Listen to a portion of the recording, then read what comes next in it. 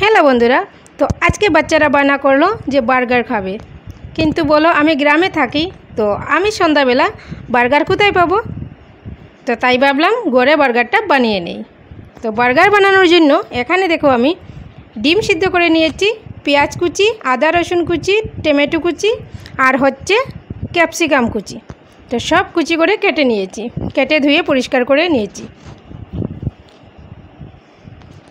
তো গ্রামে বাড়ি হলে অনেক সময় কিন্তু অনেক কিছু পাওয়া যায় না, তো তাই ভাবলাম বার্গারটা বানিয়ে নেই আর তোমাদের সাথেও শেয়ার করা হয়ে যাবে। তো স্কিপ না করে পুরো ভিডিওটা দেখো, আশা করছি ভালো লাগবে। আর কেমন হয়েছে অবশ্যই কমেন্ট করে জানিও, ভালো লাগলে অবশ্যই ট্রাই করে দেখো খেতে কীরকম লাগে।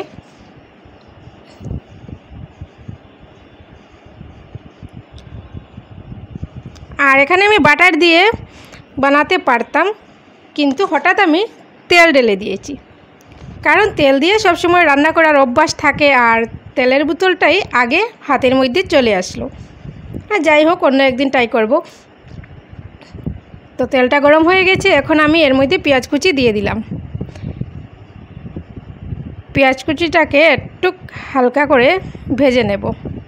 দেখো একটু হালকা ভাজা হয়ে গেছে।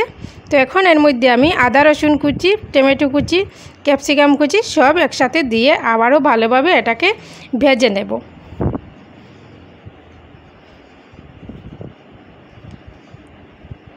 দেখো মিডিয়াম আছে ভেজে নিচ্ছি।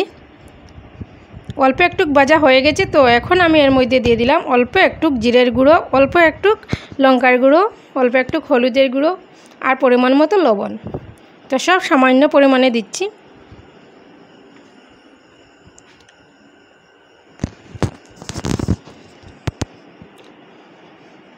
তো সব মশলা দেওয়া হয়ে গেছে, এখন নেড়ে চেড়ে আবার ঢাকনা দিয়ে দিয়ে এটাকে ভালোভাবে রান্না করে নেব।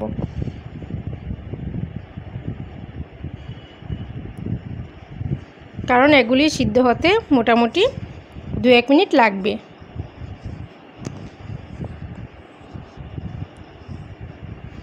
তো এখানে দেখো আমি 2টা ডিম সিদ্ধ করে নিয়েছিলাম, তো ডিমগুলি ভালোভাবে কুচি কুচি করে কেটে নিয়েছি। তো ডিম ভেজে দেওয়া যায়, কিন্তু কেটে দিলে টেস্টটা একটু ভালো আসে, এই জন্য আমি কেটে দিলাম।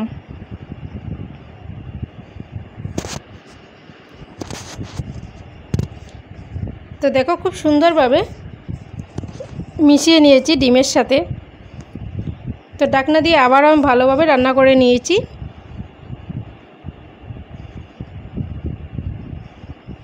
তো রান্না করা হয়ে গেছে, এখন উপর দিকে একটু আমি গরু মশলা ছড়িয়ে দিলাম। তো গরু মশলা দিয়ে আবারও আমি ভালোভাবে নেড়ে চেড়ে নিচ্ছি।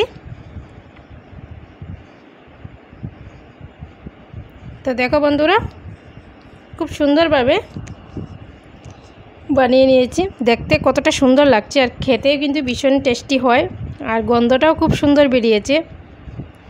তো এখানে দেখো আমি বার্গার বানানোর জন্য বার্গার বন নিয়েছি। তো আমি 3টা বানাবো, তাই 3টা নিলাম। তো হাত দিয়ে এইভাবে আমি ছিঁড়ে নিচ্ছি, আমি আর চাকু দিয়ে কাটছি না। দেখো খুব সুন্দরভাবে খুলে গেল। তো একে একে আমি 3টায় এইভাবে খুলে নিলাম।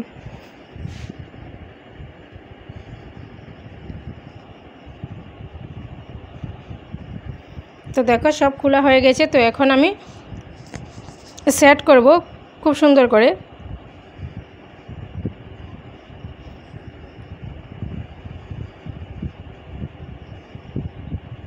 দেখো এইভাবে আমি সেট করে নিচ্ছি।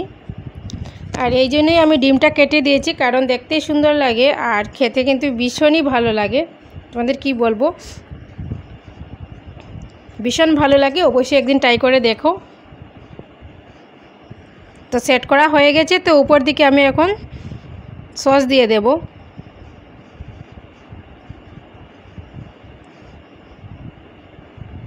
তো যদি বেশি সস খাও তাহলে বেশি দেবে, আর কম খেলে কম দেবে, আর না খেলে না দেবে, কোনো অসুবিধা নেই।